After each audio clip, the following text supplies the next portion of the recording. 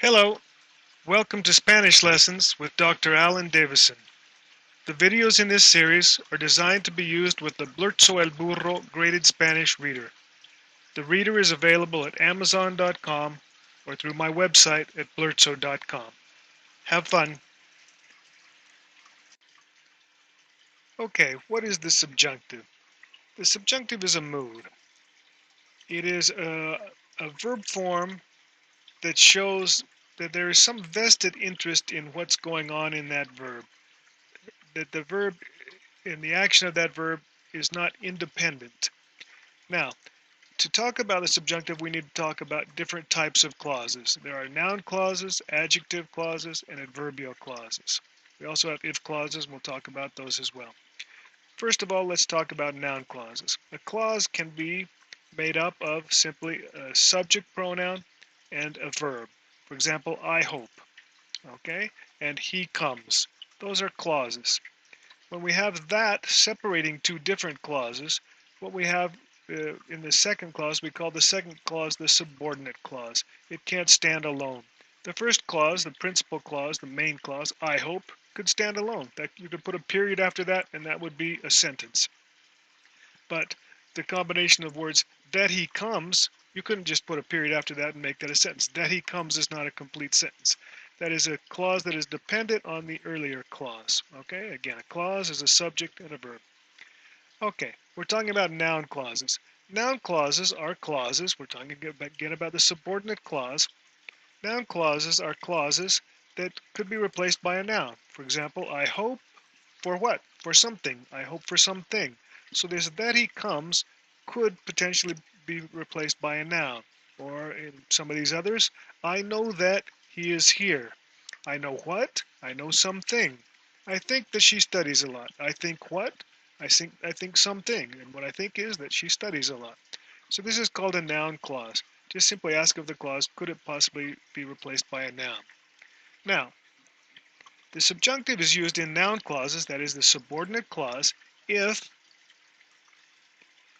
the verb in the principal clause expresses doubt, denial, emotion, or volition. Okay? In other words, those are the mood indicators that would determine what kind of conjugation you're going to have in the subordinate clause. Okay? In this case, hope, is that doubt, denial, emotion, or volition? That is clearly emotion. I'm hoping for something to happen. If the verb in the principal clause expresses one of those four things, then the verb in the subordinate clause, that he comes, must be in the subjunctive. Okay? And the way that it works, let's put this in Spanish. Yo espero que, and this is que without an accent, meaning that. I hope that, I think that. El, to come, venir. And since we've seen that this first verb expresses emotion, then the verb in the subordinate clause, in the noun clause, must be in the subjunctive. Present tense subjunctive of venir is el venga. Okay? So again, what you have here is this verb in the principal clause has a vested interest in what's happening here. I hope that he comes. I'm not indifferent. I have some vested interest in what's happening there. Okay? Let's do a few more of these other ones. Take a look at some of these other examples. Get my black pen. I want you to go. Now in English we don't always separate things with que as we did in this first sentence. I want you to go is a common way in English of stating I want that you go. You really essentially have two different subjects, even though in English we're using this infinitive. So you have to think of this as saying in Spanish, I want that you go.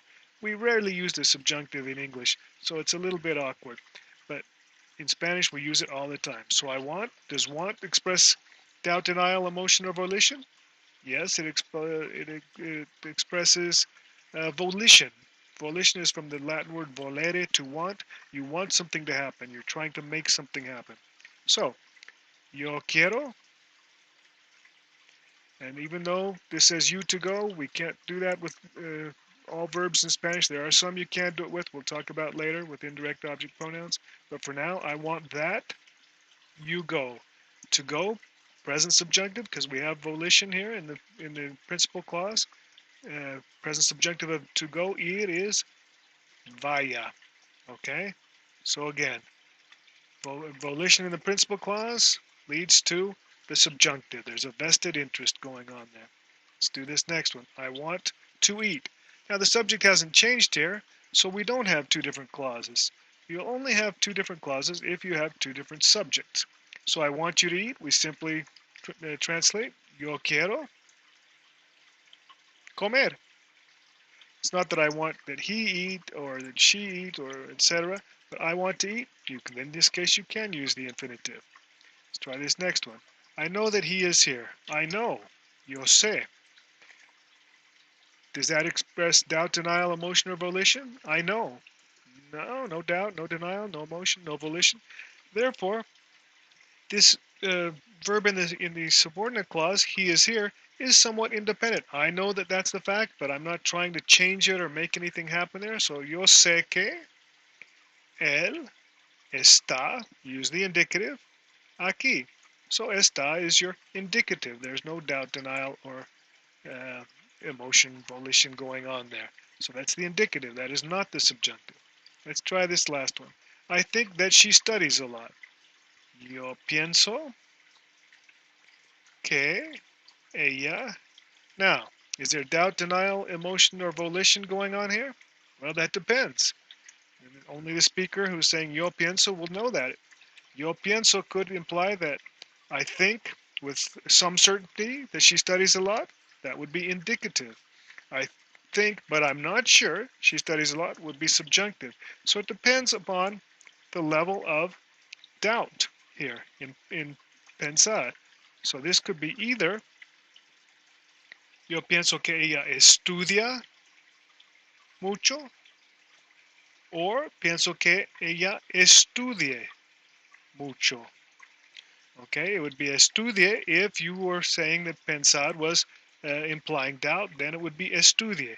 If pensar did not imply doubt, I think she studies a lot and I'm really sure of it, then you would have estudia, the indicative.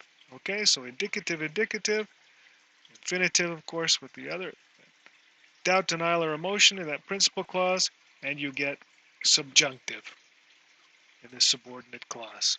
Okay, in the next lesson, we'll look at what happens when we have noun clauses in the past tense.